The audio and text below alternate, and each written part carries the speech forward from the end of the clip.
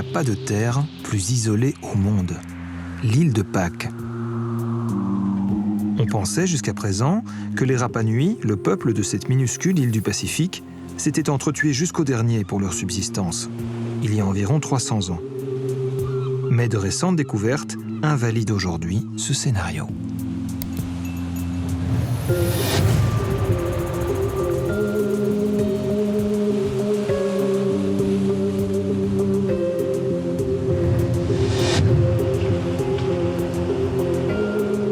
À l'issue d'un incroyable voyage, vers le 5e siècle de notre ère, ce peuple polynésien a accosté sur cet îlot volcanique d'à peine 25 km de long. Pendant près d'un millénaire, les Rapa Nui ont développé sur l'île un culte unique, pour lequel ils ont sculpté, transporté et dressé ces colosses de pierre, les moai, dont certains peuvent atteindre 9 mètres de haut.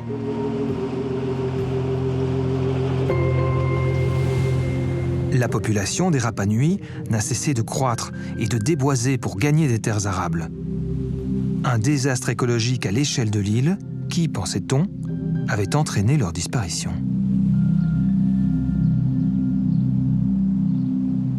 Superbe paysage, mais on n'a pas l'impression de se retrouver en Polynésie. Très peu de forêts, pas de palmiers. En réalité, l'île a subi un grand déboisement, semble-t-il, dans le passé. Comme conséquence, lessivage des sols, agriculture en baisse, pénurie, famine, guerre. Et au cours de ces guerres, peut-être, le renversement des moai, la destruction de ces grandes statues. C'est ce qu'on appelle la thèse du suicide écologique, de l'effondrement. C'est ce qui faisait consensus jusqu'à présent.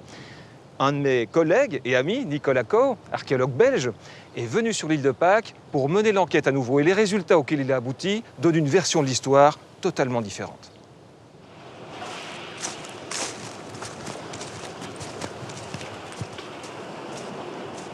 Nicolas Coe est aujourd'hui l'un des plus grands spécialistes mondiaux de l'archéologie de l'île de Pâques. Depuis 15 ans, il a repris chaque argument de la théorie du suicide écologique et les a confrontés à ses propres découvertes sur le terrain.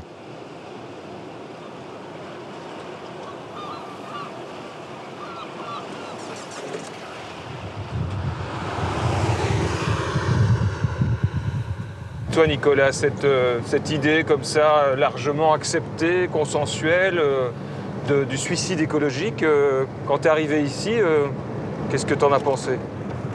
Au départ, j'étais assez d'accord.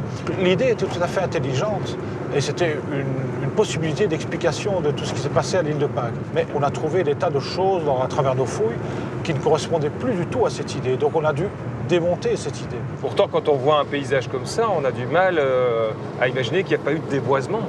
Ah, le déboisement, lui, il a eu bien lieu. Mais aujourd'hui, on ne peut plus dire que ce déboisement a provoqué une catastrophe sur l'île de Pâques. Selon la théorie du suicide écologique, les Rapa Nui ont déboisé leurs terres dans de telles proportions qu'elles sont devenues ni plus ni moins incultivables. Ce qui aurait engendré une famine au XVIIe siècle.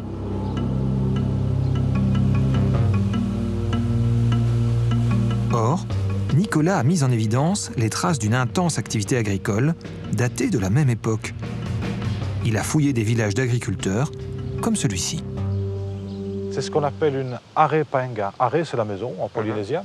Et paenga, ce sont des blocs sculptés, faits des dalles. Et c'est une maison dont les fondations sont en pierre, on voit très bien. Et devant ces maisons, il y a toujours une belle terrasse en galets.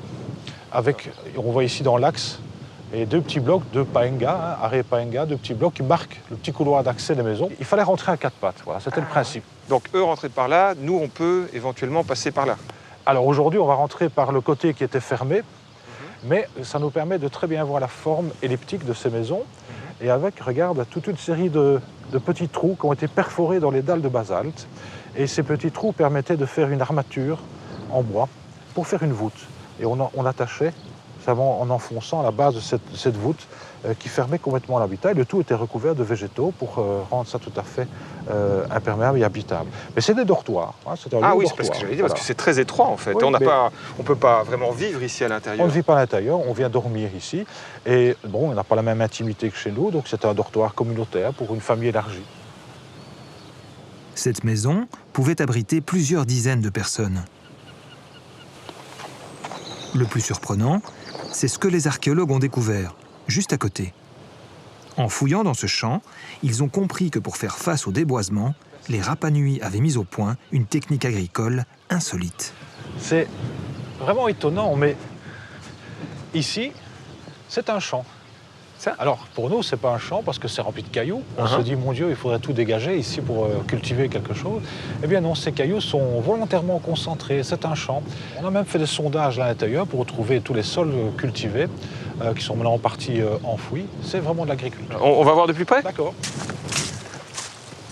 Voilà, on est dans un champ. Alors, c'est très compliqué de marcher là-dedans, c'est cailloux. Mais regarde, il y a des calibres dans tous ces petits cailloux. Et en fait, ces cailloux sont naturels. On les voit partout dans le paysage, mais ils ont été concentrés. Alors, tu vois, c'est un peu un avantage. Hein, tu sens, il y a un peu de soleil aujourd'hui, pas beaucoup, mais on sent déjà qu'il y a chaleur dans ces pierres. Hein, le basalte absorbe très bien la chaleur. Alors, ce premier avantage, c'est que ça va éviter des chocs thermiques autour des plantes entre le jour et la nuit, quand il n'y a plus de soleil. Donc, ça va garder une température plus constante. Mais surtout, tout cet amas de cailloux, ça va permettre de concentrer l'humidité. C'est surtout de la rosée du matin qui est captée et qui va rester concentrée au pied des plantes. Alors, ça marche très bien. Parce que regarde, il y a encore des plantes ici qui sont installées de manière sauvage, mais elles retrouvent toute l'humidité et elles sont magnifiquement réinstallées, elles sont coincées là, entre ces cailloux.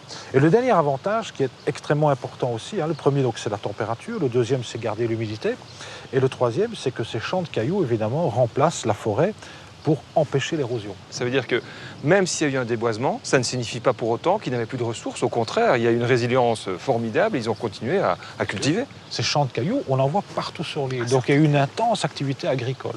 Et donc on peut penser qu'on savait nourrir tout à fait probablement des très grands stocks démographiques. Il faut bien s'imaginer que ces gens, au lieu de s'effondrer et de disparaître, ils se sont de manière magnifique adaptés aux circonstances en faisant preuve d'une ingéniosité étonnante.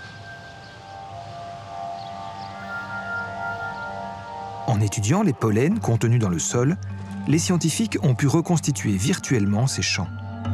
Ils ont déterminé que les habitants de l'île cultivaient par exemple de la patate douce, de l'igname et des bananes. Des plantes à fort potentiel nutritif.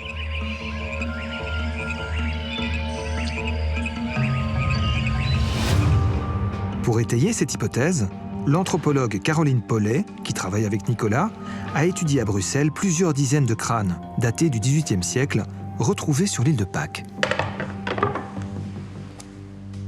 Pour la malnutrition, on a regardé si, par exemple, sur les dents des crânes de l'île de Pâques, on a essayé de voir s'il y avait ce qu'on appelle l'hypoplasie de l'émail dentaire.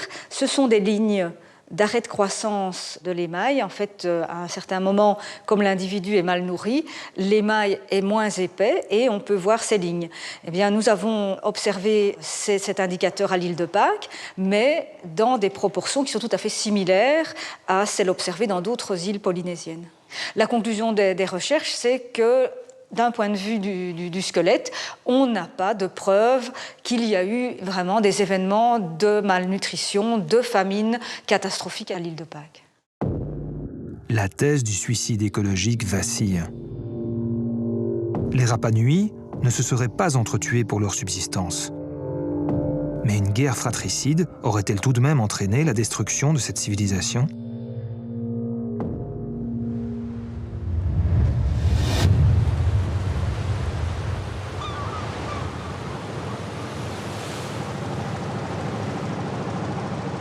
À Angaroa, où vivent les 4000 habitants de l'île de Pâques, Nicolas me conduit au musée archéologique.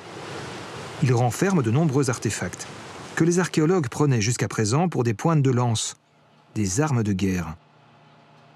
Nicolas les a réétudiés. Voilà, regarde. Ça, c'est des fameux objets qu'on appelle matins. Et qui ont été pour la première fois montrés à la fin du 19e siècle par un chercheur états-unien et qu'il a appelé matin. Il a estimé que ce mot voulait dire point de lance. C'est ça qui a été pris comme preuve de cette guerre fratricide. Voilà, c'est une des preuves, mais regarde tout de suite, il y a quand même une série de problèmes. Alors, tu en as des appointées, hein, comme celle-ci par exemple. Hein. C'est une petite pointe au bout. Il y en a des plus petites, mais le problème, c'est qu'on a toute une série d'autres formes qui sont difficilement attribuées à des points de lance, hein, comme celui-ci, qui est presque concave, hein, très large, asymétrique, il y a plus de poids ici que là. Il y en a une autre ici, totalement asymétriques, comme ça, avec la pointe sur le côté. Mais si ce ne sont pas des pointes de lance, alors à quoi correspondent tous ces objets en obsidienne? Mais on a commencé les études là-dessus. Ce qu'on voit, c'est des tout petites esquilles dues à l'utilisation. Et il y a deux choses qu'on sait différencier, c'est les actions posées, c'est-à-dire on peut gratter ou couper, ou les actions lancées. Et on voit que la plupart de ces objets ont plutôt une action posée. Donc, à partir de là, il est clair que c'est une gamme d'outils qu'ils ont voulu fabriquer. Si c'était chaque fois pour faire point de lance, il n'y a pas de raison de changer de technologie et surtout d'arriver à des formes aberrantes s'il s'agit de faire des points de lance. Donc c'est des outils recherchés pour leur forme spécifique. Et donc, il n'y a aucune raison de classer tout ça dans la même catégorie. Et donc, c'est peut-être des outils de travail du bois ou de travail dans les jardins horticoles, des choses de ce genre-là. Ça ne veut pas dire qu'il n'y a pas d'armes, hein, mais en tout cas, on a exagéré l'importance des armes à l'île. Oui, voilà, ça met à mal l'idée d'une guerre immense qui aurait comme ça décimé toute l'île. Oui, exactement. Cette étude n'est pas forcément suffisante pour prouver qu'il n'y a pas eu de guerre entre les tribus. Les conflits peuvent laisser d'autres traces, des traces de destruction par exemple. Ces plateformes à statues, qu'on appelle des Au Moai, qui sont debout aujourd'hui, ont en fait été remontées. Quand les archéologues sont arrivés sur l'île au XXe siècle, elles étaient toutes à terre.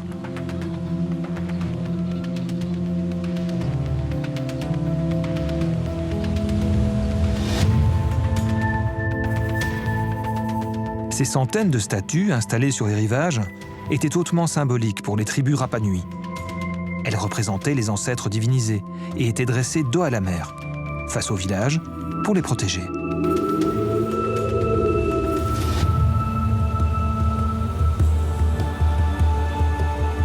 D'après la théorie du suicide écologique, durant les batailles qui auraient fait rage sur l'île, certaines tribus auraient renversé les Moai appartenant aux villages ennemis, les privant ainsi de la protection de leurs ancêtres.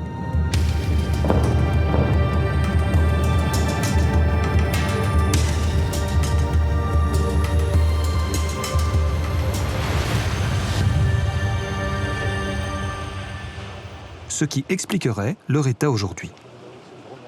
Pour le vérifier, Nicolas a examiné ces Moai, sculptés dans le tuf, une roche très friable.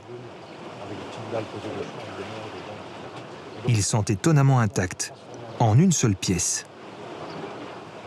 Ces Moai n'ont donc pas pu être projetés brutalement au sol.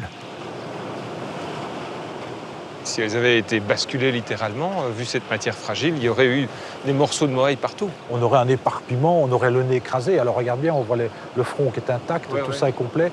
Et c'est la première chose qui a touché le sol. Donc si c'était un choc, on aurait déjà tout le front qui aurait explosé. On aurait des morceaux de Moai partout, ce qui n'est pas le cas. Ils sont vraiment tous restés bien dans leur place, ils ont été couchés entiers. Donc si je te suis bien, ce qu'on a sous les yeux, contrairement à ce qu'on pourrait penser a priori, ce ne sont pas les vestiges d'une destruction, mais au contraire d'un grand soin apporté à coucher les statues et à les recouvrir ensuite. Voilà, le but a été à un moment donné d'arrêter le fonctionnement des monuments, mais avec respect, parce que c'est des ancêtres qui sont là, et on ne peut pas faire ce qu'on veut, et donc on les a mis face contre terre, mais avec soin, et on les a enfermés. Ce n'est pas la trace d'une guerre, alors? Absolument pas, rien n'a été cassé.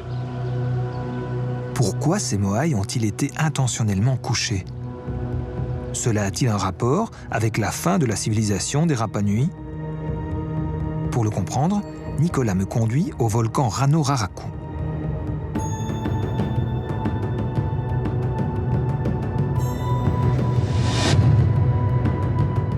Ce volcan, qui se trouve à l'est de l'île, est une carrière où ont été sculptés tous les Moai avant d'être transportés, vraisemblablement sur des rondins, jusqu'en bord de mer.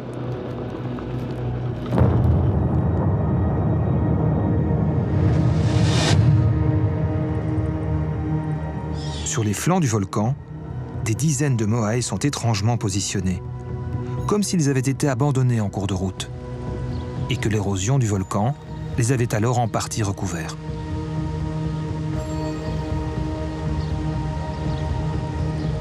Les archéologues ont prouvé que ce positionnement des Moai était ici aussi totalement intentionnel.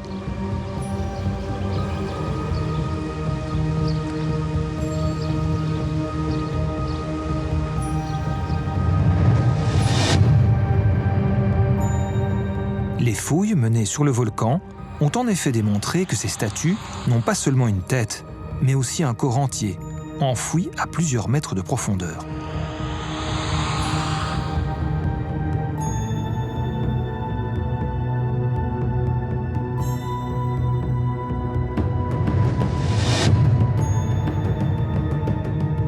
Ils en ont déduit que ces moailles ont été glissées dans des fosses creusées au préalable. Le pied des statues est même enchâssé dans un socle. Selon Nicolas, aucun doute n'est possible. Ces moailles, datées du XVIIe siècle, vers la fin de l'époque Rapa Nui, ont sciemment été érigées ici.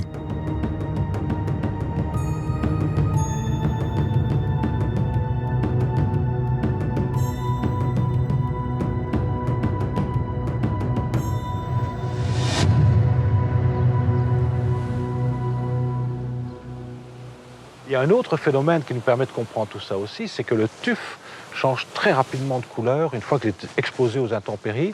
Alors le tuf, dès qu'on l'exploite, au moment où on attaque la matière, il a un très beau jaune.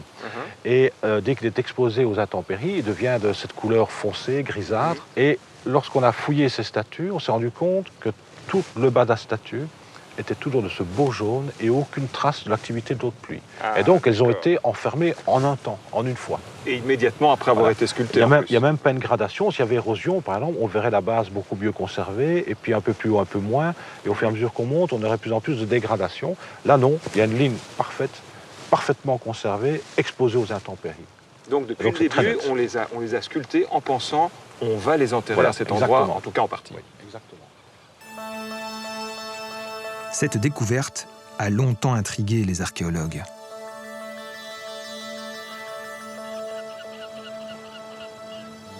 Pourquoi, alors qu'ils avaient transporté tous leurs moailles jusque sur la côte pendant des siècles, les habitants de l'île ont-ils décidé il y a environ 300 ans de les dresser désormais à seulement quelques mètres des carrières?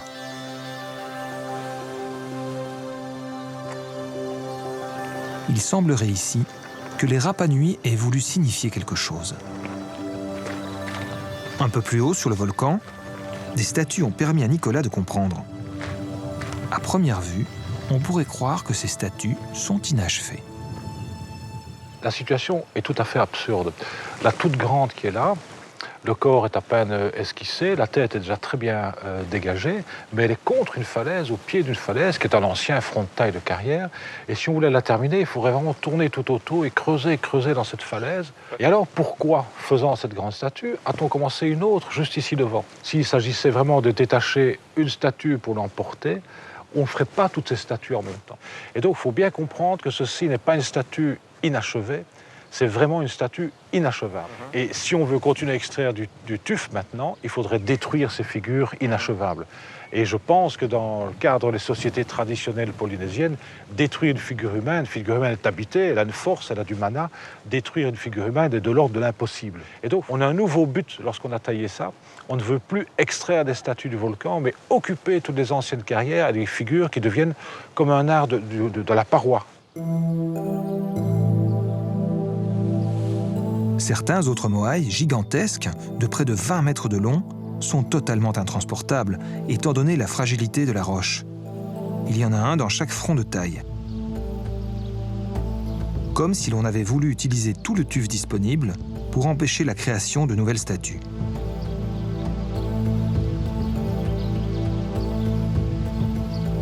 Par ailleurs, les moailles fichées au pied du volcan forment, selon Nicolas, une barrière, comme des sentinelles symboliques, empêchant toute évacuation de nouvelles statues.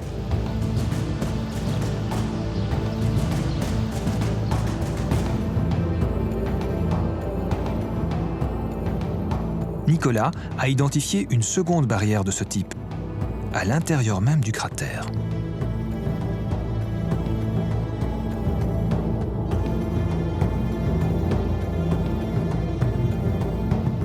Mais quand même, moi j'ai une boule au ventre chaque fois que j'arrive ici.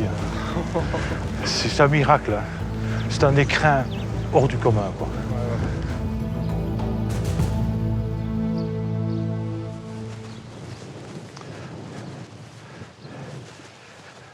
Voilà, tu vois ici, on a vraiment en plus petit, un peu plus modeste, la réplique de ce qu'on a vu à l'extérieur, avec, c'est encore plus accentué, des statues debout sur la pente. Elles sont de nouveau enfoncées sur les 2/3 de leur hauteur dans le sol.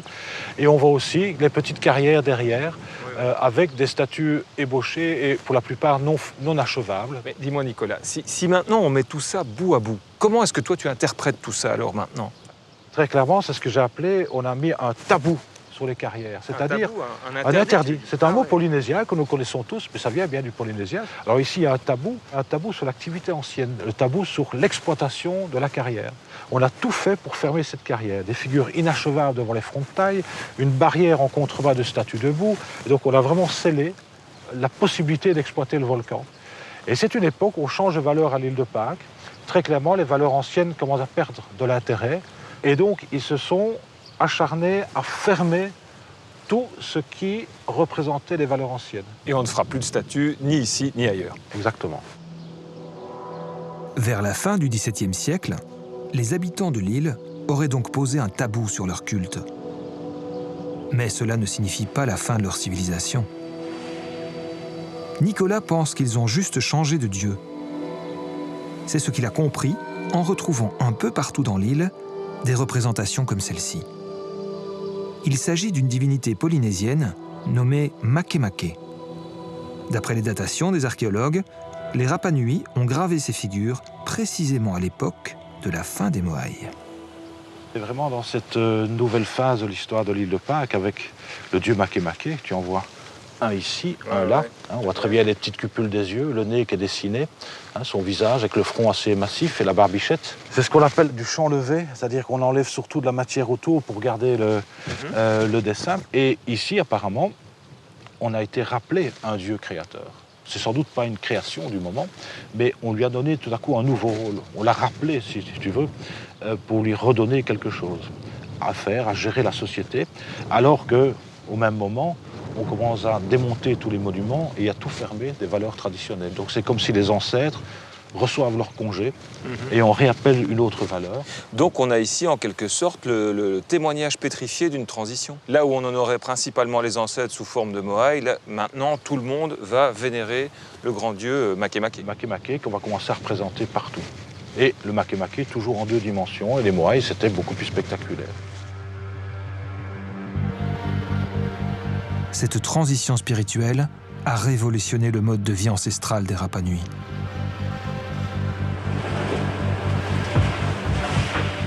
Mais cela ne suffit pas à expliquer leur disparition.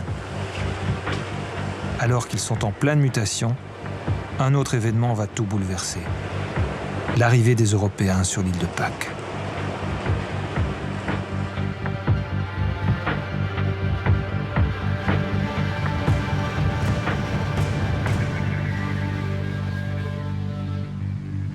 Au XVIIIe siècle, c'est quelques bateaux qui passent, qui restent très peu de temps, tout se passe relativement bien. Mais au XIXe siècle, c'est un quasi-génocide, à travers des raids esclavagistes d'abord, et l'importation de maladies surtout. Cette fin-là, elle ne dépend pas du déboisement, elle ne dépend pas d'une erreur de gestion du territoire, elle dépend de la rencontre avec l'extérieur, qui a été extrêmement douloureuse. Je me souviens de ton premier départ en 99. Maintenant, 15 ans après, avec toutes ces découvertes, ces fouilles que tu as menées, quel bilan est-ce que tu tires à propos de l'île de Pâques? J'en mettrais bien 2. Le premier bilan qui me donne toujours un peu de l'émotion, c'est que ces gens ont quand même eu, malgré ce 19e siècle extrêmement noir pour eux, ont eu le courage de reconstruire une culture qui n'est plus la même que celle du passé, mais qui est quand même basée sur la mémoire du passé. Et ça, je trouve ça assez courageux, y compris dans le sauvetage de leur langue.